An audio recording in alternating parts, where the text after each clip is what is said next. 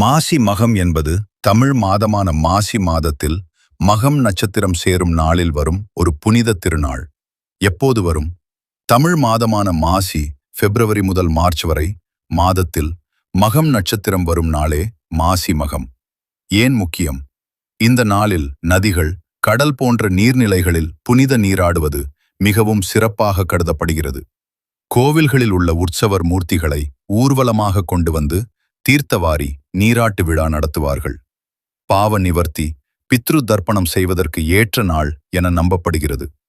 பிரபலமான இடங்கள்: கும்பகோணம் மகாமக குளம். 12 ஆண்டுகளுக்கு ஒருமுறை மிகப்பெரிய மகாமகம் விழா நடைபெறும். திருச்செந்தூர் முருகன் கோவில், ராமேஸ்வரம் ராமநாத சுவாமி கோவில்.